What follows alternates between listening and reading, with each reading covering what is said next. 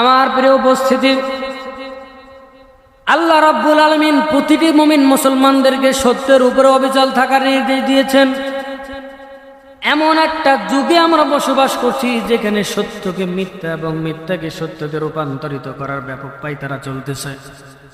অথচ আল্লাহ রাব্বুল আলামিন বলছেন, ইয়া আইয়ুহাল্লাযীনা আমানু তাকুল্লাহা ওয়া কুনু মা'আস সাদিকিন। আল্লাহু আকবার।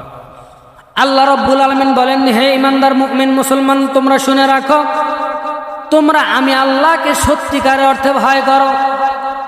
যেন তেন কোনো ভয় নয়, কোনো বড় কোনো পশুকে দেখে, হিংস্র কোনো জঙ্গলের প্রাণীকে দেখে যেভাবে ভয় করো ওইভাবে ভয় নয়। প্রকৃত পক্ষে আল্লাহ রাব্বুল আলামিনকে তোমরা ভয় করো, আর তোমরা সত্যবাদী এবং মুমিন এবং ঈমানদারদের সাথে হয়ে যাও। সুবহানাল্লাহ। আমার প্রিয় উপস্থিতি, এই জন্য সব সময় সর্ব অবস্থা সত্যের উপর অবিচল থাকতে হবে। আল্লাহ রাব্বুল আলামিন ইতিপূর্বে যত নবী রাসূল প্রেরণ করেছেন, সব নবী রাসূল এবং পয়গম্বরদেরকে সত্যের উপরে অবিচল থাকার নির্দেশ দিয়েছেন। আর এই সত্যের উপরে অবিচল থাকতে গিয়ে সব নবী রাসূলকে ঈমানের অগ্নি পরীক্ষা নিয়েছে। পরীক্ষা ছাড়া কোনো মানুষ কিন্তু জান্নাতে যাইতে পারে নাই। এই জন্য পরীক্ষা ছাড়া কোনো মানুষ জান্নাতে যাইতে পারে না, আমরাও পারবো না। আল্লাহ রাব্বুল আলামিন কোরআনে মাজিদের মধ্যে বলছেন, আলিফ লাম মিম আহাসিবান নাসু আইয়ুতরাকু আইয়াকুলু আমান্না ওয়া হুম লা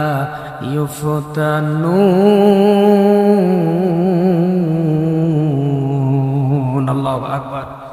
আল্লাহ রাব্বুল আলামিন বলছেন, মানুষরা কি ধারণা করেছে নাকি তারা বলবে আমরা আল্লাহর প্রতি ঈমান এনেছি, আইয়াকুলু আমান্না ওয়া হুম লা ইউফতানুন, আর তাদেরকে পরীক্ষা করা ছাড়াই ছেড়ে দেওয়া হবে। আমার ভাইয়েরা, পরীক্ষা ছাড়া কোনো মানুষ জান্নাতে যাইতে পারেনি, আর পারবেও না।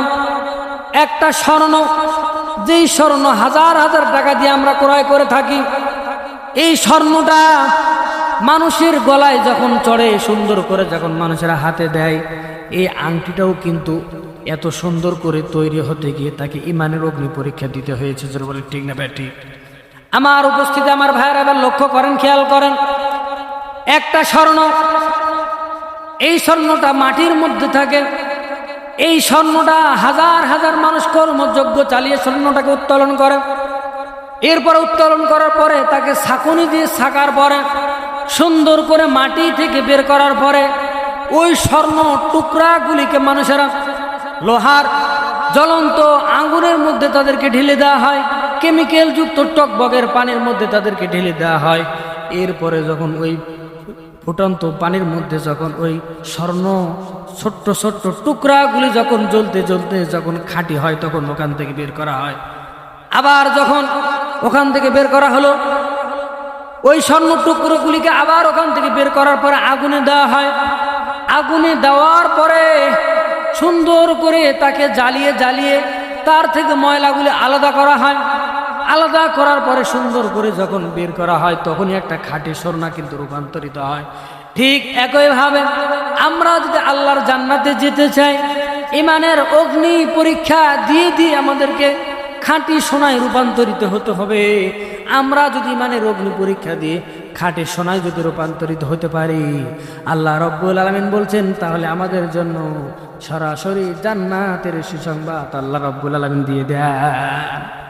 আল্লাহ রাব্বুল আলামিন কোরআন মাজিদের মধ্যে বলছেন, ইন্নাল্লাযীনা ক্বালু রাব্বুনাল্লাহু সুম্মা ইসতাকামু তাতানাজ্জালু আলাইহিমুল মালাঈকা আল্লা তাখাফু ওয়া লা তাহজানু ওয়া আবশিরু বিল জান্নাতিল্লাতী কুনতুম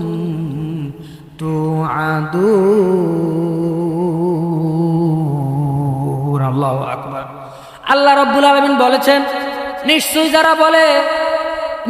যারা বলে আমার রব আল্লাহ এবং এই কথার উপরে যারা ইস্তেকামত থাকে, যারা দৃঢ় থাকে, আল্লাহ রাব্বুল আলামিন বলছেন তাতানাজ্জালু আলাইহিমুল মালাইকা, আমি আল্লাহ রাব্বুল আলামিন তাদের জন্য ফেরেশতা নিযুক্ত করে দিই।